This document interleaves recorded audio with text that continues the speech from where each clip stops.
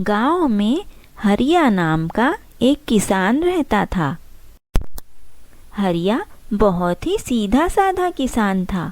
उसके पास एक खेत था, लेकिन खेत से उसे ज़्यादा फायदा नहीं होता था। उसके पास एक गाय थी, कामधेनु।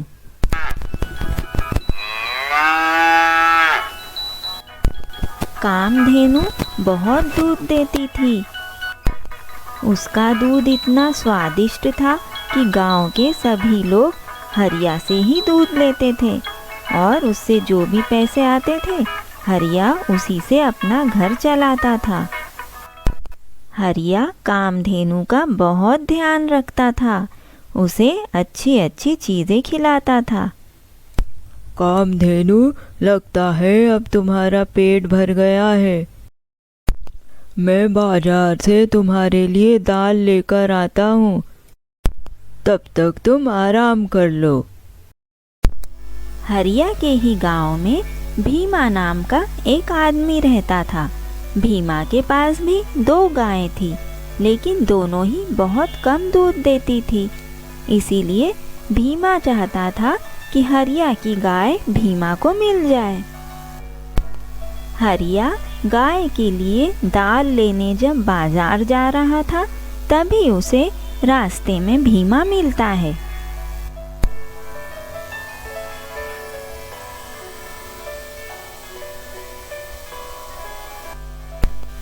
अरे हरिया, कहाँ जा रहे हो? मैं तुमसे ही मिलने आ रहा था।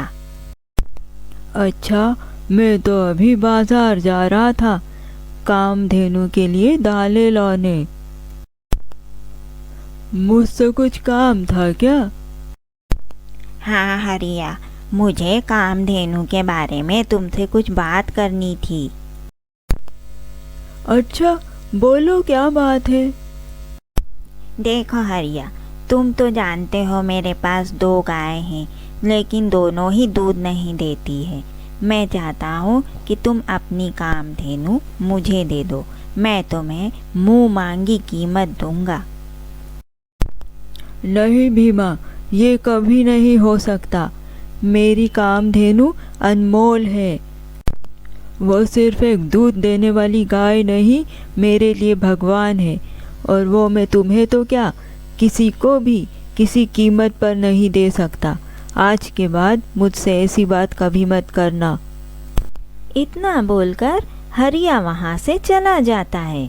भीमा सोचता रहता है कि मैं क्या करूं कि हरिया की गाय मुझे मिल जाए।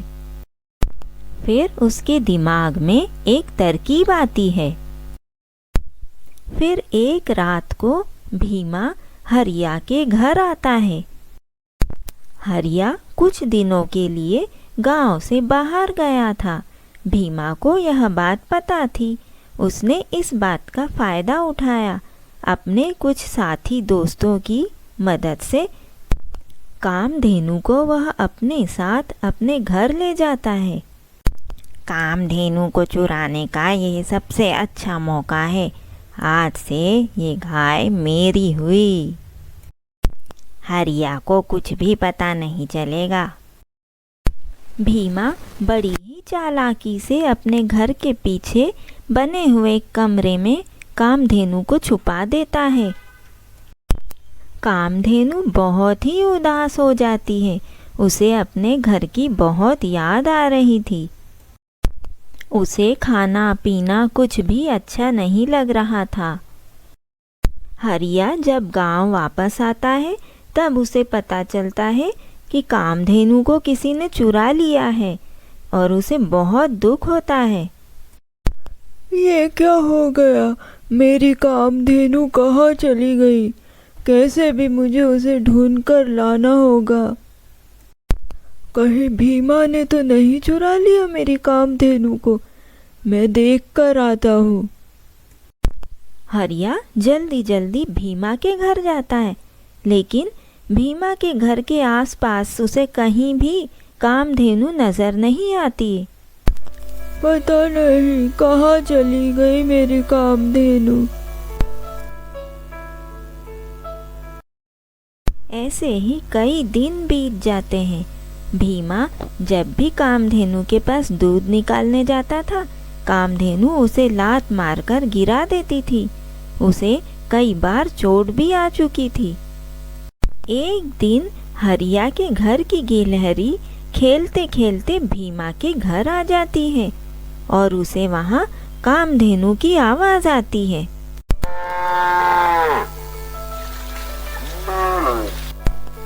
ये तो कामधेनु की आवाज़ है। कामधेनु यहाँ कैसे आ गई? लगता है भीमा ने चुराया है इसे।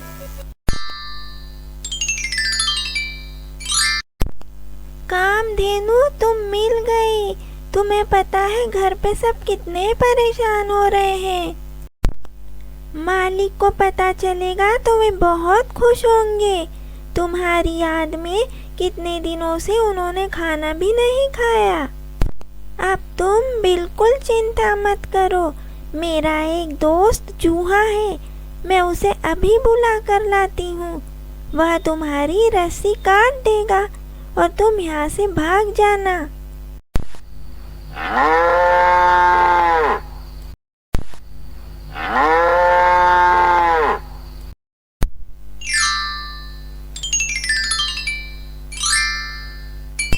गिलहरी अपने दोस्त चूहे के पास जाती है। थोड़ी देर बाद वह चूहे को लेकर वापस आती है। कामधेनु, अब मेरा दोस्त चूहा तुम्हारी रस्सी काट देगा। चूहा बड़ी ही चतुराई से कामधेनु की रस्सी काट देता है। कामधेनु, चूहे ने रस्सी काट दी है। अब तुम जाओ, जल्दी भागो यहाँ से। कामधेनु भागने ही लगती है कि हरिया भी वहाँ पर भागते भागते आ जाता है।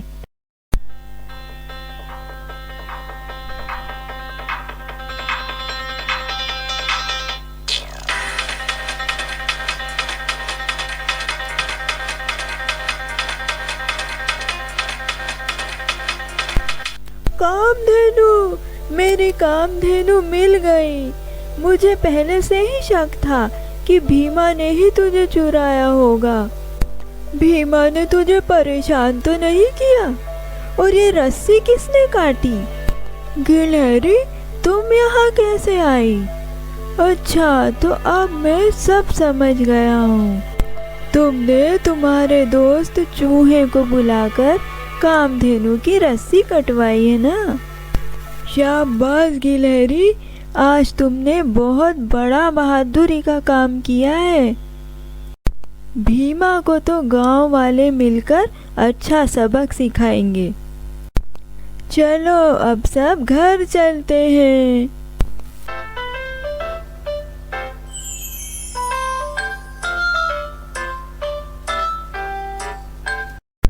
गांव के कुछ लोग जानते थे कि भीमा ने ही हरिया की गाय को चुराकर छुपा कर रखा है। इस तरह हरिया को अपनी कामधेनु वापस मिल जाती है। वह खुशी खुशी सबके साथ रहने लगता है।